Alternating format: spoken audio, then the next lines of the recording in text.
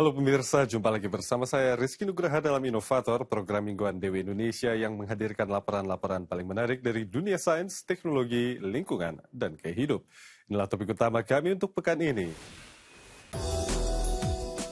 Harta karun berharga berupa sumber air mineral.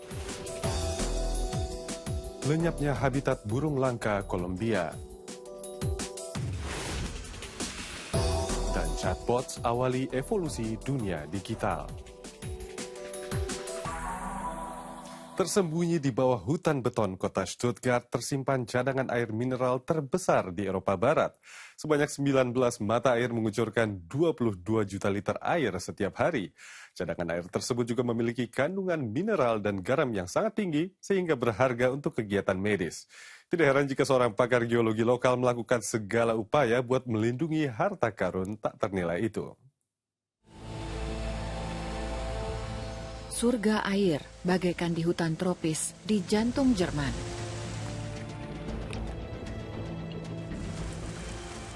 Mata air, sungai kecil dan besar membelah lahan, menyuburkan tanah dan menyuplai air minum yang amat berharga.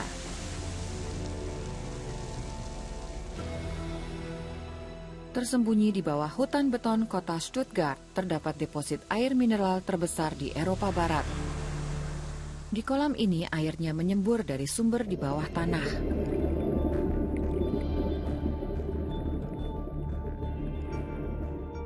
Sembilan belas mata air menyuplai lebih dari 22 juta liter air setiap harinya.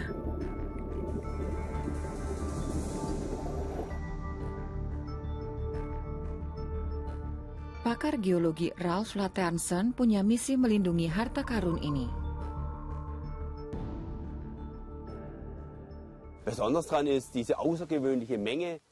Terutama karena besarnya volume air bersih. Sejak 500.000 tahun, air terus mengalir dan menjadi salah satu kekayaan alam yang dapat digunakan di masa depan. Bukan hanya sekedar sebagai air minum bagi manusia, namun juga karena air ini memiliki efek medis. Mineral berharga dan garam yang terkandung dalam sumber air merupakan obat mujarab untuk kehidupan.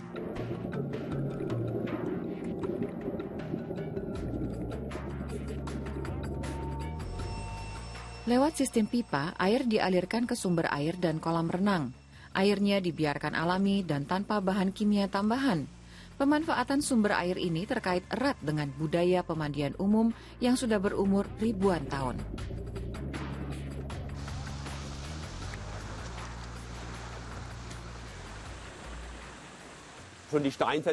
Sejak zaman batu, orang menetap dekat sini dan orang Romawi mandi di situ. Kelihatannya ini sumber daya yang tidak ada habisnya untuk minum, penyembuhan, hingga sekarang. Sebagian besar kolam air di Stuttgart resmi diakui sebagai sumber air untuk pengobatan. Secara teratur, ahli kimia mengambil sampel untuk memastikan bahwa air tidak tercemar.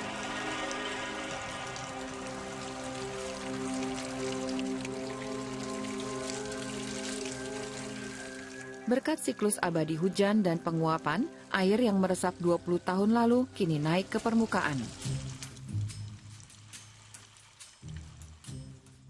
Kami diberkati kekayaan ini dan air terus melakukan regenerasi. Di Jerman tidak terjadi kelangkaan air. Meskipun begitu, air tanah terutama air mineral jadi kekayaan yang harus dilindungi agar generasi mendatang tetap mendapat suplai air bersih.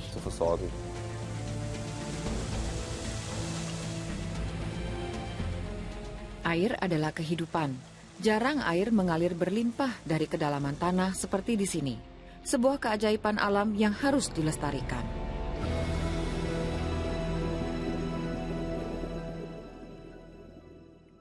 Dunia saat ini sedang menghadapi merosotnya populasi sejumlah jenis ikan menyusul penangkapan besar-besaran. Terutama spesies yang langka sering menjadi korban tak langsung aktivitas industri perikanan. Agar bisa mengembangkan model penangkapan ikan yang lebih ramah lingkungan, peneliti harus mencatat jenis ikan pengembara dan eksotis yang ikut terperangkap jaring nelayan. Untuk itu ilmuwan harus bekerja sama dengan nelayan setempat. Seiring ritme pasang surut laut, di pantai utara Jerman terdapat salah satu lanskap tersubur di dunia, Wattenmeer. Tetapi bagaimana dampak perubahan iklim terhadap habitat tua ini? Apakah migrasi hewan pendatang memusnahkan fauna asli? Para nelayan dan ilmuwan menjalin kerjasama istimewa untuk menelitinya.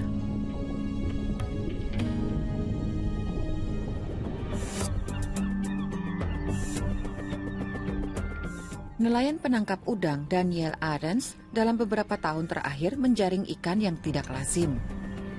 Pakar biologi kelautan Kai Wetjen ingin memahami apa arti temuan ini. Ia berlayar ke laut bersama nelayan. Jaring udang ini cukup rapat dan bahkan bisa menyaring ikan terkecil. Ini adalah instrumen yang sangat baik untuk mendapatkan gambaran ekosistem.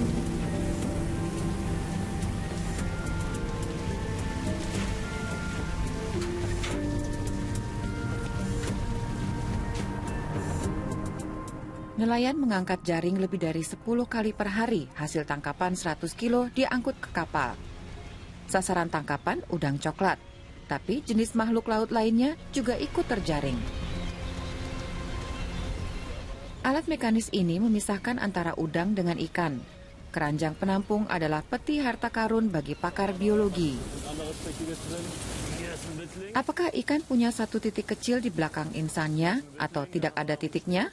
Berdasarkan perbedaan itu, nelayan dan peneliti membawa ikan ke laboratorium biologi untuk diteliti.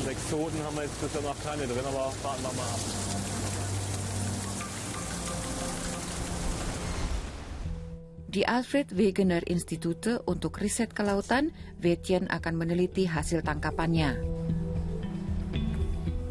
Ia membawa sejenis ikan yang tidak lazim ditemukan di Laut Utara.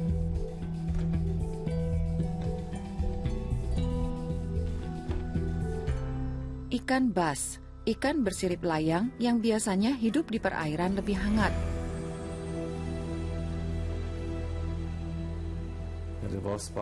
Ikan bass adalah salah satu jenis yang kami teliti dalam proyek.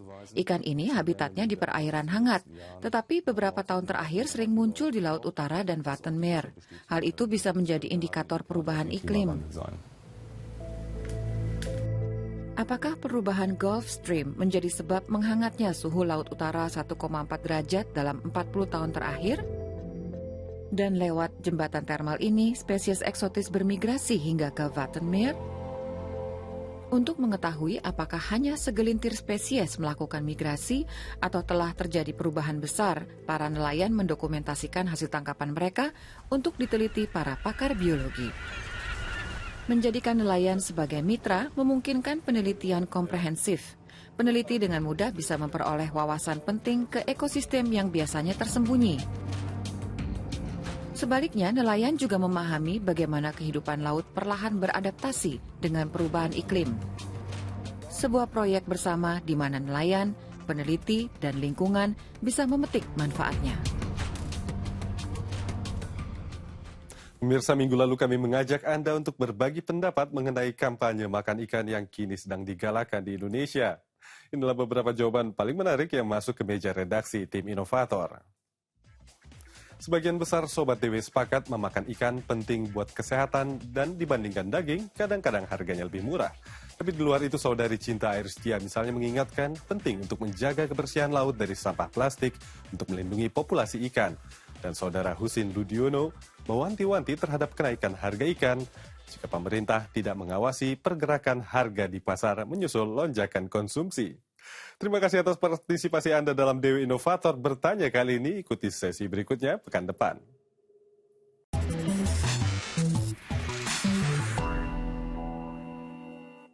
Burung paujil adalah salah satu satwa bersayap yang saat ini paling terancam punah di Kolombia. Saat ini populasi paujil ditaksir cuma berkisar beberapa ratus ekor saja. Perkaranya hewan tersebut cuma bisa ditemukan di Provinsi Magdalena dan ekosistem tropis di wilayah pesisir utara Kolombia itu kini hampir punah oleh maraknya perkebunan coklat dan peternakan.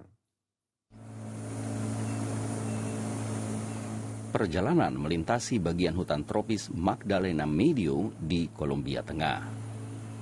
Penjaga hutan melakukan patroli secara teratur karena pembalak ilegal menyelundupkan kayu lewat sungai. Kawasan lindung ini luasnya 4.500 hektar. Inilah zona perlindungan hewan yang terancam punah. Misalnya monyet laba-laba coklat. Populasinya turun sekitar 80%, dan itu hanya dalam beberapa dekade saja. Penyebabnya terutama rusaknya habitat hewan ini.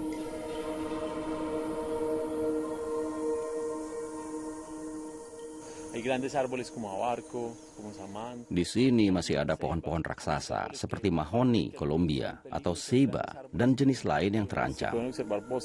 Hutan tropis ini adalah sumber pangan bagi banyak hewan yang terancam. Misalnya, berbagai jenis burung, mamalia, dan amfibi. Di sini hewan menemukan semua yang mereka butuhkan. Kedua pria ini sedang mencari jenis burung yang paling langka di Kolombia, berbulu hitam dan berparuh biru. Hanya ada 300-500 ekor, dan unggas itu hanya hidup di kawasan ini. Tapi hari ini mereka beruntung. Mereka menemukan seekor burung itu. Nama latinnya Crax alberti.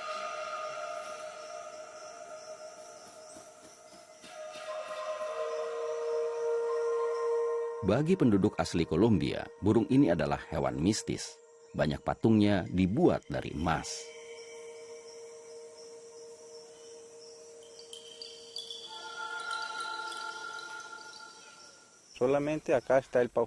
Burung Crax alberti hanya hidup di sini. Sebab itu, Proaves membeli hutan ini untuk melindungi kawasannya. Burung ini terancam karena ada pembalakan liar, tetapi juga karena ada perburuan ilegal. Populasinya turun drastis, sehingga burung ini hampir saja punah. Di luar kawasan lindung, pembalakan hutan terus berlangsung. Warga asli hidup dari perdagangan kayu dan peternakan. Konsekuensinya fatal bagi alam. Dulu, vegetasi di sini lebat dan kaya dengan keragaman flora dan fauna. Sekarang hanya ada lahan untuk ternak, merumput. Laju kerusakan ekosistem burung paujil di Kolombia sulit dicegah karena menyangkut kesejahteraan penduduk lokal. Tanpa sumber pemasukan alternatif, pembalakan liar akan terus berlanjut. Satu kelompok masyarakat diharapkan bisa menyelamatkan lingkungan Magdalena, yaitu kaum perempuan. Mereka sukses mengembangkan sumber penghasilan ramah lingkungan dengan membuat perhiasan dari biji pohon palem. Simak saja berikut ini.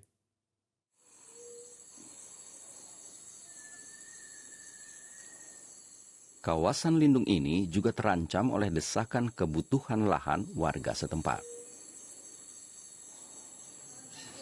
Desa Puerto Pinzon terletak tepat di pinggiran kawasan konservasi alam. Di desa ini warganya terutama hidup dari produksi susu dan hasil peternakan. Sebuah inisiatif kerajinan tangan untuk perempuan berusaha menemukan sumber pendapatan alternatif bagi penduduk. Ide bisnisnya perhiasan biji palem.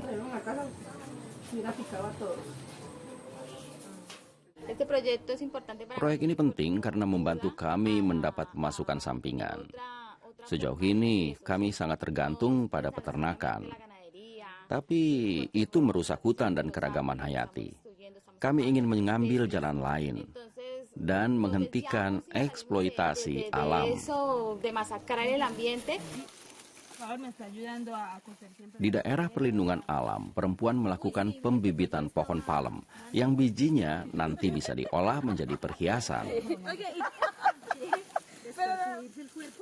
Para pelindung lingkungan dan warga lokal bekerja sama. Proaves mendukung kaum perempuan dengan menjual produk-produk yang mereka buat kepada turis.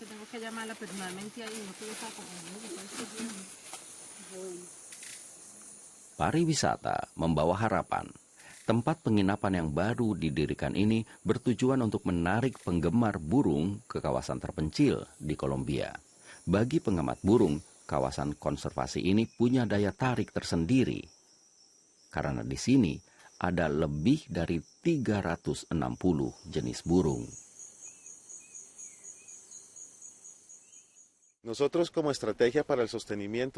Strategi kami untuk menjaga kelestarian dan membiayai kawasan konservasi adalah dengan ekowisata, terutama dengan pengamatan burung. Dengan cara itu, kami berusaha membiayai kegiatan di kawasan konservasi dan merawatnya untuk generasi mendatang.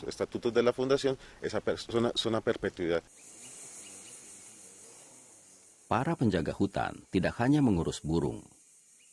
Di daerah konservasi alam, keluarga monyet ini juga mendapat perlindungan. Keanekaragaman hayati di sini mencakup lebih dari 80 spesies reptil dan amfibi.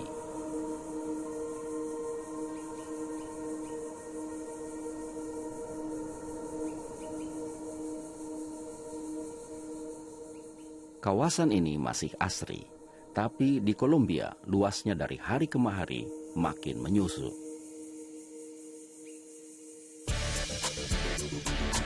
Inilah situs online DW dalam bahasa Indonesia.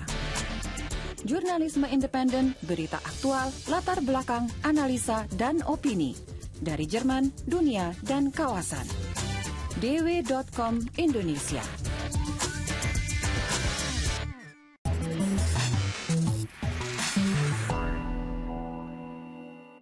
Perkembangan dunia digital tidak mengenal jalur lambat. Kini pengembang Eropa mulai melirik beragam keunggulan chatbots, yakni sebuah piranti lunak berukuran mini yang bisa berkomunikasi dengan pengguna secara otomatis. Terutama untuk media atau jual beli online, chatbots menawarkan fitur yang menjamin kemudahan akses buat pengguna. Di masa depan, chatbots diyakini akan menjadi salah satu platform untuk menguji coba kecerdasan buatan. Ini Poncho, sebuah avatar cuaca berbentuk kucing. Poncho adalah salah satu chatbot paling digemari di Facebook Messenger. Kucing yang satu ini adalah peramal cuaca. Di dalamnya tersimpan sebuah piranti mini yang bereaksi secara otomatis. Poncho misalnya bisa mengenali kata kunci cuaca dan Berlin.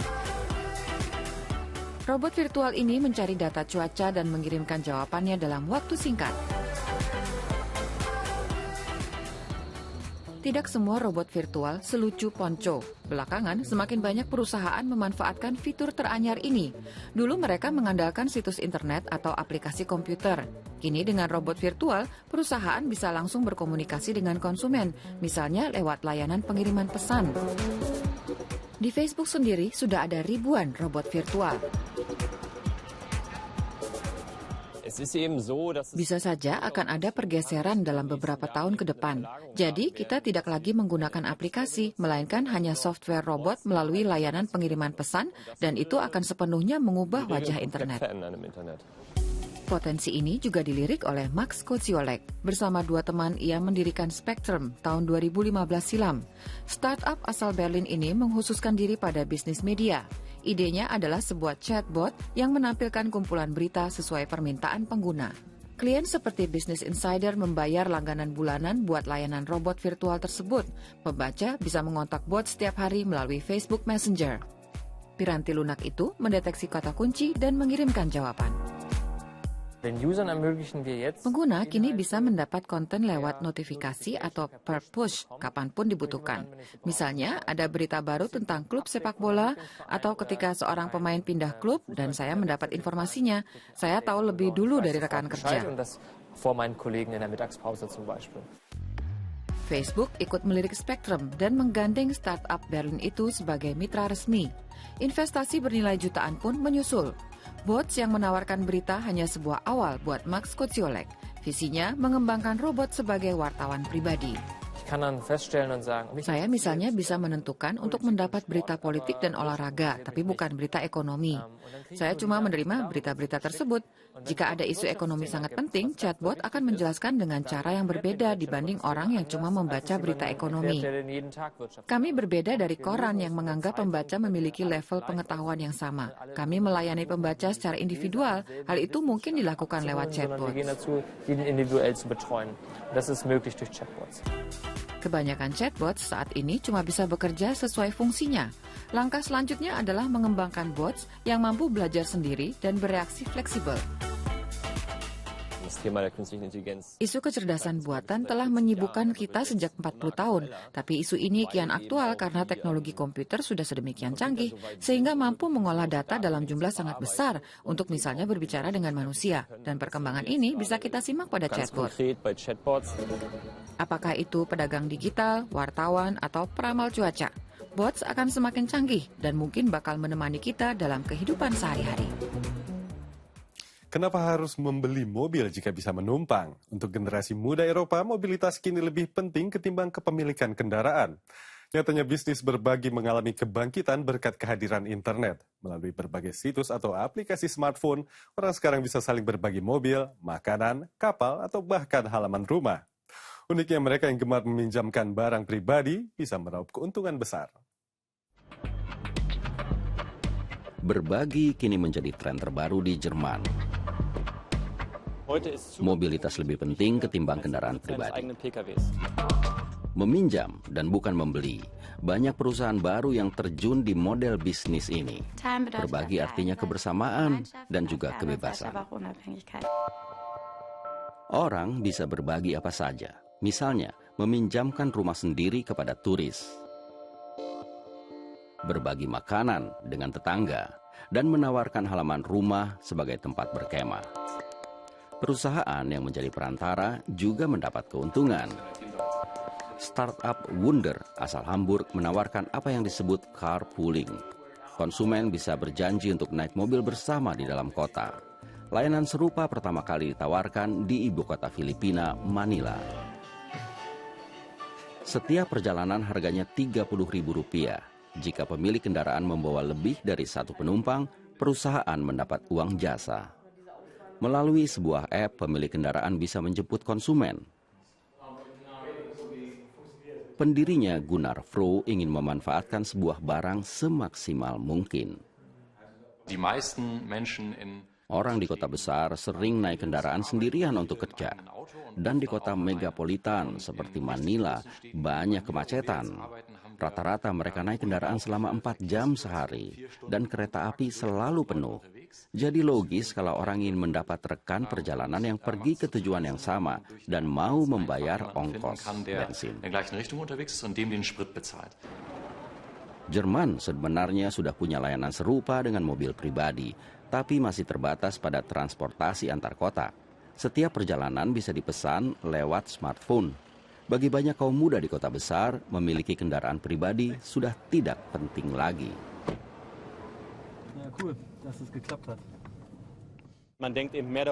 Kecenderungannya mencari kendaraan berbagi atau layanan perjalanan pribadi. Jadi tidak perlu lagi pusing dengan registrasi kendaraan dan pembayaran pajak mobil. Sekarang semua orang tahu bisa mendapat kendaraan dengan biaya yang sangat ringan. Sekarang orang juga tidak perlu menghabiskan uang banyak untuk pakaian berkualitas. Kedua pengusaha muda ini mendirikan rumah berbagi untuk fashion, namanya Kleiderei. Dengan iuran €34 atau sekitar Rp500.000, pelanggan bisa meminjam 4 set pakaian setiap bulan. Pelanggan harus lebih dulu menentukan selera pakaian lewat internet. Dengan informasi itu, desainer mengumpulkan model pakaian yang sesuai. Apa untungnya punya satu lemari penuh pakaian murah? Lewat layanan semacam ini, orang tidak perlu lagi kerja keras hanya untuk membeli pakaian. Saya yakin cara ini rasa kepemilikan mulai berkurang. Lagi pula, sampahnya juga banyak. Layanan berbagi pakaian adalah alternatif terhadap pola konsumsi umum. Konsumen juga bisa menyerahkan pakaiannya untuk dipinjamkan. Banyak yang memesan secara berkala. Saat ini, Kleiderei mengirim lebih dari 300 paket pakaian setiap bulan. Pemirsa, ikuti terus sesi Tanya Jawab Dewi Inovator di Facebook dan Twitter karena setiap pekan kami akan mengajak Anda berdiskusi tentang isu-isu paling seru seputar sains, teknologi, dan lingkungan. Demikianlah Inovator untuk kali ini di situs dewi.com/inovator. Anda bisa menonton ulang siaran kami secara lengkap setiap saat. Video-video inovator paling menarik juga bisa Anda tonton ulang di kanal YouTube kami, Dewi Indonesia. Dan buat Anda yang ingin menyimak laporan kami lewat smartphone, silahkan mengunduh aplikasi Dewi di App Store atau Google Play. Saya Rizky Nugraha mengucapkan terima kasih atas kebersamaan Anda. Sampai jumpa dan salam.